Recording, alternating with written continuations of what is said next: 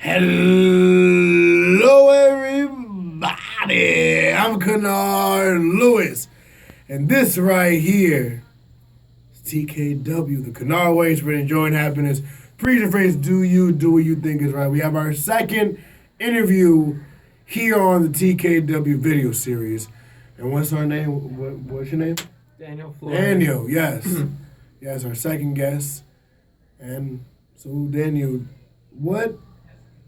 tell me a little about yourself. Major, just a little background about who you are. Well, I grew up on Long Island on the border of Queens and Nassau. Okay, so not that far from the city. Yeah, so basically bordering the city. I'm like walking distance from the city.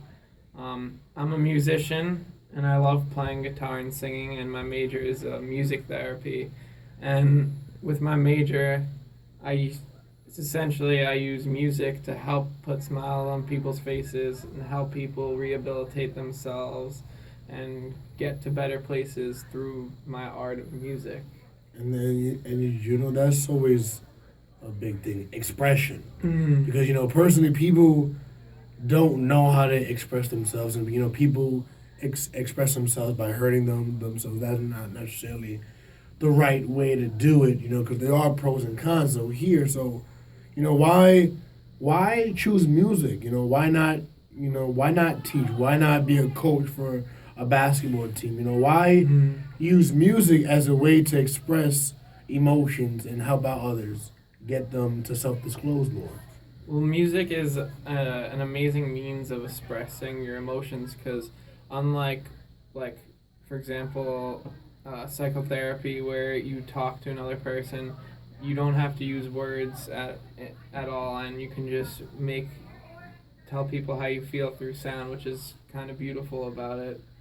And anyone can do it, even blind people who can't even speak can make sounds through instruments, which is really nice. That's true.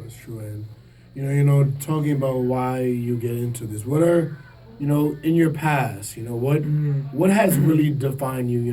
What are the traumatic moments or just the moments in life that really shaped the person that you are now? I mean, a big part of my life, most of my life, a lot of my family members around the time I was born. My dad had cancer, and his brother died of cancer, and his father died of cancer around the same year. And my whole childhood, my dad was kind of really sick and never he tried to work, but he ended up just being really sick, and eventually he got his life saved because he got a heart transplant, and he was fortunate enough to find someone who was willing to do that. Yeah, after dying. He was on the organ donor list for a while, and he got chosen. And that's a big part, a big turning point in my life.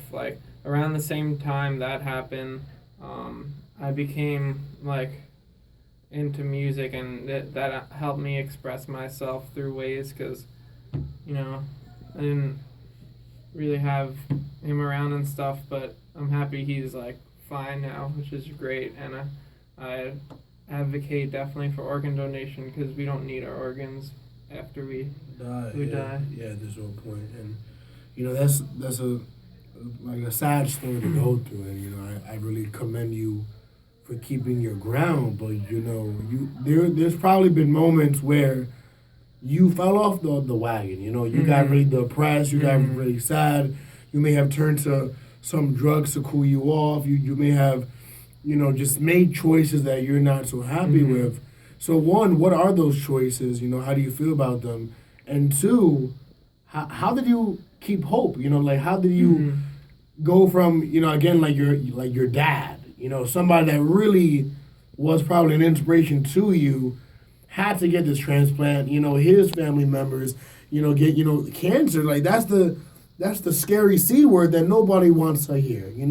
Because that there's a huge negative connotation about cancer. When you get it, the chances are not so odd, but there's still chances for you to survive. So how did you again keep the hope?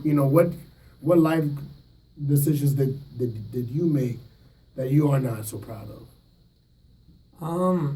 I mean, personally in life, I've made, like we all have, made decisions that we haven't been so proud of, like not going to class, not doing my homework, doing things, may or may not be against the law in some states. But what what I've always noticed is like, regardless of if I feel shitty, one thing that can always make me feel great is music.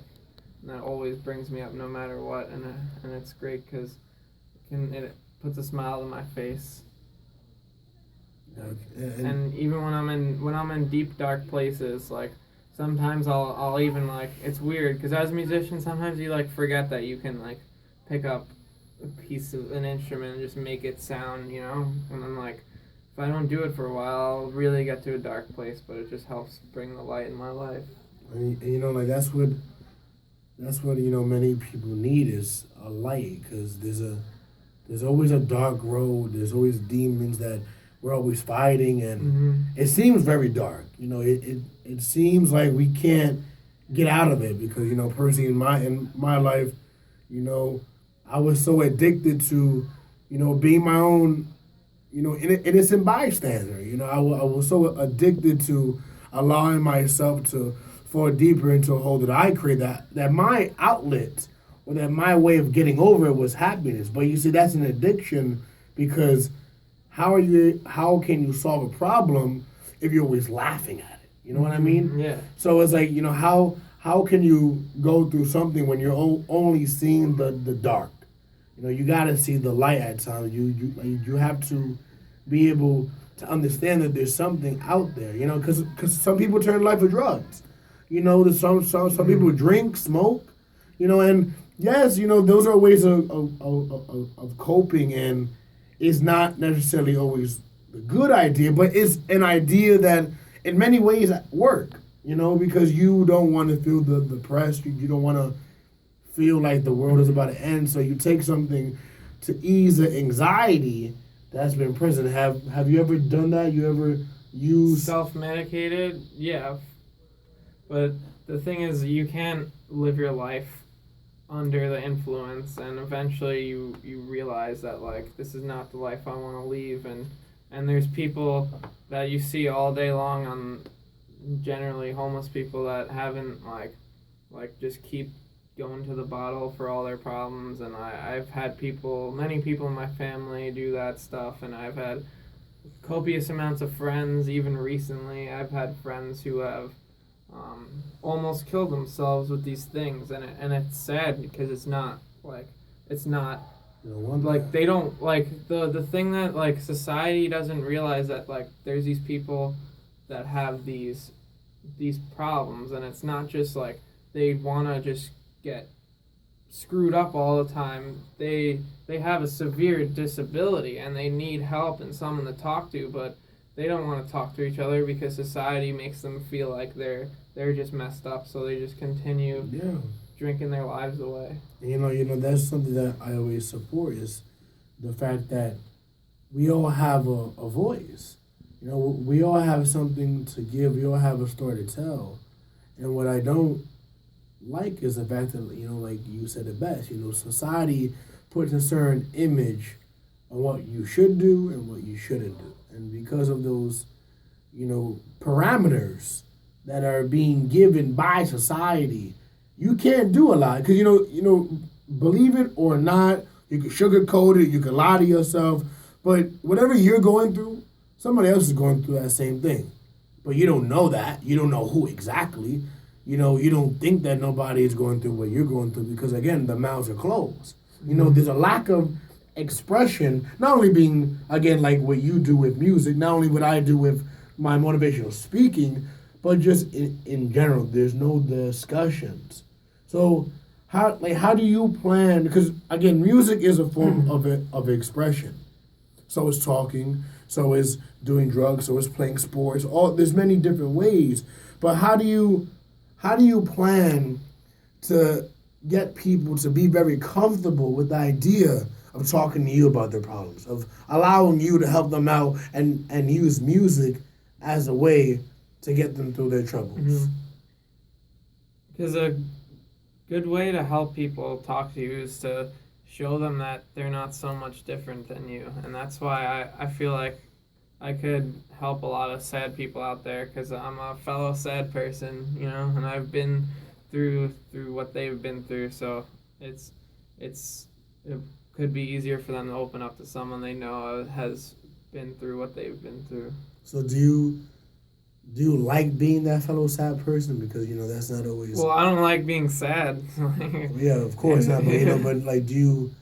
But how do you? I love putting smiles on people's faces, and there's nothing better than like knowing that I made someone happy or made someone not self-harm or not make a bad decision just because they open up to me. And I'd rather them come open up to me than not and just do something that they'll regret later in their life. Yeah, and I'm hearing that you definitely identify with those actions because there's probably things that you probably regret. There's things that I have regret, and it's crazy what people do when they're sad, when they're depressed. It really takes over your whole body. That's what this whole theme of again this season and just the interviews are just being conscious, and that's why I've been doing these interviews is because we need to see that there's a bridge between all of us. That it's not just a spot here, a spot there, a spot there, and there's no connection. There's a thin line. There's a clear pathway between all three of you, but see, it's been faded away. It's been kind of invisible, and that invisibility is brought on by the lack of voice, by the constant enforcing of silence. And we don't want to be silent anymore. We need to talk about what's going on in here. But again, thank you, Daniel, Thank you for having me on your show. Yeah, thank you, and Pleasure. It's definitely been a pleasure. And if you don't have a TKW shirt, get one right here. It's $10. I have all sizes. If you need one, just call me at 917-612-5576. And have a good one. I'll see you next week. Thank you.